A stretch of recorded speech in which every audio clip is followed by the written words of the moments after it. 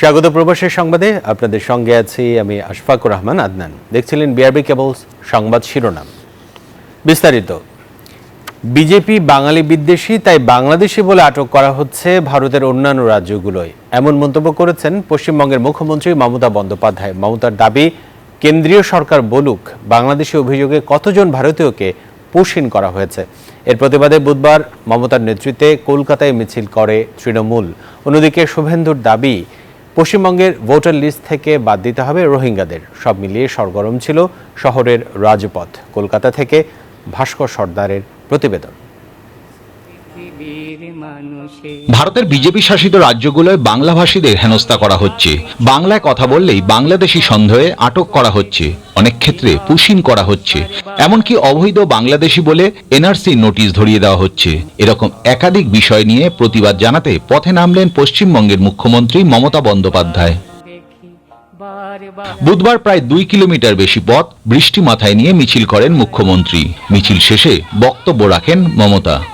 ভারত সরকার একটা নোটিফিকেশন করেছে, জেনে রাখুন, যাকেই সন্দেহ হবে বাংলা ভাষায় কথা বলে অ্যারেস্ট করবে, ডিটেনশন ক্যাম্পে, মানে হোল্ডিং এরিয়া, ডিটেনশন ক্যাম্প যাকে বলা হয়, সেখানে রেখে দেবে। এদিন তার ভাষণের প্রথম থেকেই ছিল বিজেপি বাঙালি বিদ্বেষী। কতজন ভারতীয়কে বাংলাদেশে পুশিন করা হয়েছে, মঞ্চ থেকেই দিল্লির কাছে জবাব চাইলেন মমতা। কতজনকে বাংলাদেশে পুশব্যাক করা হয়েছে এবং তাদের জেলে রাখা হয়েছে, জবাব দিন। এদিকে আগামী 18 জুলাই পশ্চিমবঙ্গে আসছেন ভারতের প্রধানমন্ত্রী নরেন্দ্র মোদী। তার আগে অনুপ্রবেশকারীদের ভোটার তালিকা থেকে বাদ দিতে হবে, এমন দাবি নিয়ে পথে নেমেছিলেন বিজেপির শুভেন্দু অধিকারী।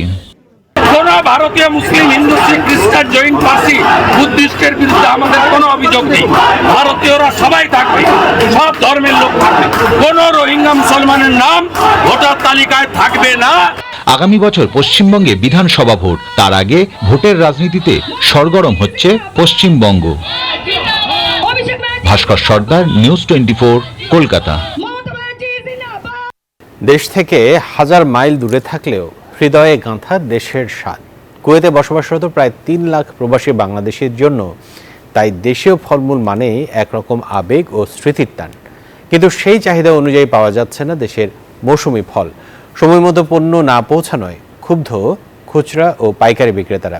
জাহাঙ্গীর খান পলাশের তথ্যচিত্রে ডেস্ক রিপোর্ট। কুয়েতে প্রায় 3 লাখ বাংলাদেশি প্রবাসীর চাহিদায় দেশের মৌসুমি ফলের কদর অনেক। তবে সময় মতো পণ্য না পৌঁছানোয় বিপাকে পড়েছেন প্রবাসী বিক্রেতারা। সোলাইপিয়ার আলফোর্দা ভেজিটেবল অ্যান্ড ফ্রুট সেন্টারে দেশীয় ফলের খোঁজে ছুটছেন খুচরা বিক্রেতারা। বাংলাদেশ বিশ্বের অন্যতম শীর্ষ ফল উৎপাদনকারী দেশ, সেখানে মধ্যপ্রাচ্যের বাজারে নিয়মিত সরবরাহ করতে পারছেন না। এটা হতাশাজনক বলে মনে করেন সংশ্লিষ্টরা।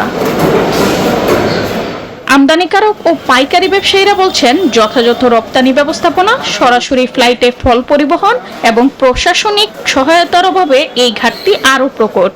এখানে বাংলাদেশের শাকসবজি অনেক চাহিদা আছে, কিন্তু চাহিদা অনুসারে আমরা এগুলো পাই না। বাংলাদেশে আসে অনেক দাম, এবং যারা মালগুলো আনে তারা আমাদেরকে বলে বাংলাদেশ বিমানে আসতে নাকি বলে অনেক টাকা লাগে, এই জন্য এগুলো দাম হয়ে যায়। আমের খুব চাহিদা, বিশেষ করে আমরুপালিটা, কিন্তু তারপরেও দেখা যাচ্ছে যে বিমান শিডিউলের কারণে, বিমান না থাকার কারণে আমরা পণ্যগুলো যথাযথ সময় আনতে পারি না। বায়ারের মাধ্যমে আনি, তখন দেখা যাচ্ছে যে পণ্যগুলো খারাপ হয়ে যায়। তারা বলেন, দ্রুত পদক্ষেপ না নিলে কুয়েতের বাজারে বাংলাদেশি ফলের জায়গা দখল করে নিতে পারে অন্য দেশ। Desk report, news 24। সম্পূর্ণ ভিন্ন সাংস্কৃতিক পরিবেশে বসবাস করলেও প্রবাসী বাংলাদেশিরা যে এখনও বাঙালিয়ানা ভুলে যাননি, তারই প্রমাণ মিলল স্পেনের বার্সেলোনার বাংলা মেলার আয়োজনে। খোলা আকাশের নিচে এই মিলন মেলা যেন হয়ে উঠেছিল এক টুকরো বাংলাদেশ। স্পেন থেকে শাহাদুল সোহেদের প্রতিবেদন। রবিবার স্পেনের বার্সেলোনায় স্থানীয় প্রবাসী বাংলাদেশিদের সবচেয়ে বড় মিলন মেলা এ বাংলা মেলাকে ঘিরে বাংলাদেশি অধ্যুষিত এলাকা রামলাদেল রাবালের খোলা ময়দান পরিপূর্ণ হয়ে ওঠে প্রবাসী বাংলাদেশিদের পদচারণায়।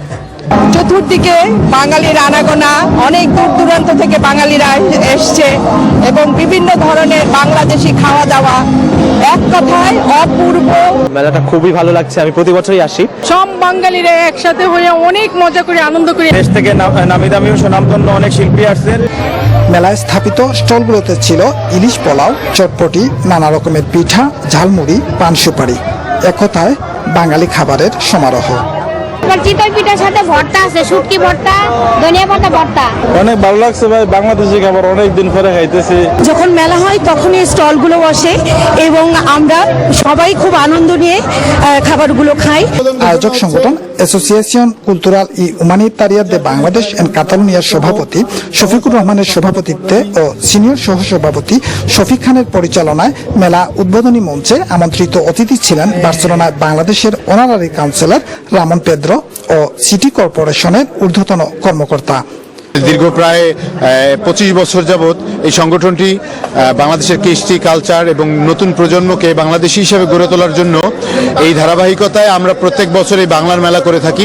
এই মেলাকে ঘিরে আমাদের অনেক উৎসাহ উদ্দীপনা আমাদের মধ্যে বিরাজ করে।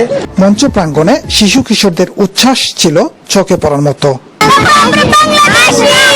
নিগার সুলতানা, তাইফা রহমান ও মাসুদা পারভিন মুন্নির প্রাণবন্ত উপস্থাপনায় সাংস্কৃতিক অনুষ্ঠানে বাংলাদেশ থেকে আগত শিল্পী ও স্থানীয় শিল্পীদের মন মাতানো নাচ গান দর্শকরা প্রাণ ভরে উপভোগ করেন। বার্সেলোনার এ বাংলা মেলা কেবল স্পেনের প্রবাসী বাংলাদেশিদের সবচেয়ে বড় মিলন মেলাই নয়, এখানকার নবপ্রজন্মকে বাংলা সংস্কৃতি লালনে অন্যতম ভূমিকা পালন করছে। স্পেন থেকে শাহাদুল সুহেব, নিউজ 24। প্রবাসের সংবাদে বিরতি নিচ্ছি, ফিরব খানিক পরেই। বিরতির পর স্বাগত আরেকবার প্রবাসের সংবাদে। যতই হামলা বাধা আসুক, এনসিপি থেমে থাকবে না বলে মন্তব্য করেছেন দলটির আহ্বায়ক নাহিদ ইসলাম। রাতে খুলনা প্রেস ক্লাবে জরুরি সংবাদ সম্মেলনে এই মন্তব্য করেন তিনি। এ সময় তিনি গোপালগঞ্জে এনসিপির ওপর হামলায় জড়িতদের গ্রেফতারে 24 ঘন্টার আলটিমেটাম দেন, না হলে কঠোর কর্মসূচির হুঁশিয়ারিও দেন তিনি। আমরা এই প্রেস ব্রিফিং থেকে দাবি জানাচ্ছি যে পুরো ঘটনার সুষ্ঠু তদন্ত করতে হবে। যারা এই ঘটনার সাথে জড়িত, যাদের পরিকল্পনায়, যাদের অংশগ্রহণ এবং যারা হত্যা চেষ্টা চালিয়েছে, তাদেরকে দ্রুত সময়ের মধ্যে, আগামী 24 ঘন্টার মধ্যে তাদেরকে গ্রেফতার করতে হবে এবং পরবর্তীতে তদন্ত সাপেক্ষে বিচারের আওতায় আনতে হবে। গোপালগঞ্জে জাতীয় নাগরিক পার্টি এনসিপির সমাবেশ ও গাড়িবহরে আওয়ামী লীগ ও ছাত্রলীগ কর্মীদের হামলার ঘটনায় উদ্বেগ জানিয়ে বিবৃতি দিয়েছেন বিএনপি মহাসচিব মির্জা ফখরুল ইসলাম আলমগীর। বুধবার বিকেলে বিএনপির সহ দপ্তর সম্পাদক মোহাম্মদ মুনির হোসেন স্বাক্ষরিত এই বিবৃতি সংবাদ মাধ্যমে পাঠানো হয়। বিবৃতিতে বিএনপি মহাসচিব বলেন, ছাত্র জনতার আন্দোলনে আওয়ামী স্বৈরাচারী শাসক গোষ্ঠীর পতনের পর দুষ্কৃতকারীরা আবারও দেশে অস্থিতিশীল পরিস্থিতি সৃষ্টি সহ নৈরাজ্যের মাধ্যমে ফায়দা হাসিলের অপতৎপরতায় লিপ্ত হয়েছে। গোপালগঞ্জে এনসিপির পূর্ব ঘোষিত কর্মসূচির উপর বর্বরোচিত হামলা, ককটেল বিস্ফোরণ, ইউএনও সহ আইনশৃঙ্খলা রক্ষাকারী বাহিনীর গাড়িতে অগ্নিসংযোগ এবং পুলিশ সদস্যদের আহত করার বর্বর ঘটনা সেই অপতৎপরতারই বহিঃপ্রকাশ। আইনশৃঙ্খলা পরিস্থিতির চরম অবনতির কারণে আওয়ামী দোসররা মরণ কামড় দিয়ে অন্তর্বর্তী সরকারকে বেকায়দায় ফেলে ফায়দা লুটতে দেশে অরাজকতা সৃষ্টির জন্য এখন মাথা চাড়া দিয়ে উঠেছে বলেও অভিযোগ করেন মির্জা ফখরুল। বিশৃঙ্খলা যতই হোক, আওয়ামী লীগ আর কখনোই প্রতিষ্ঠা পাবে না বলে মন্তব্য করেছেন বিএনপির স্থায়ী কমিটির সদস্য আমির খসরু মাহমুদ চৌধুরী। গোপালগঞ্জের সংঘর্ষের প্রতিক্রিয়ায় নিউজ 24-কে তিনি কথা বলেন। থেকে আজ পর্যন্ত আওয়ামী লীগের রাজনীতি হচ্ছে পেশি শক্তির রাজনীতি। কখনো তাদের দলীয় ক্যাডারের পেশি শক্তি, অন্য সময় পুলিশের পেশি শক্তি, কিংবা সরকারি কর্মকর্তাদের ব্যবহার করা। এটা তো আওয়ামী লীগের রাজনীতি। তাদের রাজনীতির বড় একটা তারা সফলতা মনে করে তার পেশি শক্তির মাধ্যমে তাদের করতে হবে, এবং তারা আজকে পরাজিত হয়েও এখান থেকে বেরিয়ে আসতে পারছে না। এরা কারো কথা শুনবে না, এইভাবে রাজনীতি করবে। সুতরাং এদের রাজনীতি বাংলাদেশের মানুষ প্রত্যাখ্যান করছে। এরা ফিরে আসার কোনো সুযোগ নাই। যতই আক্রমণ করুক, যতই বাংলাদেশকে অস্থিতিশীল করার তারা চেষ্টা চালাক, প্ররোচনা চালাক, কোনো লাভ হবে না। বাংলাদেশের মানুষ সিদ্ধান্ত নিয়েছে, বাংলাদেশের মানুষ সুষ্ঠু রাজনীতি চায়। আর এই ছিল প্রবাসের সংবাদে। এতক্ষণ আমাদের সাথে থাকার জন্য ধন্যবাদ সকলকে।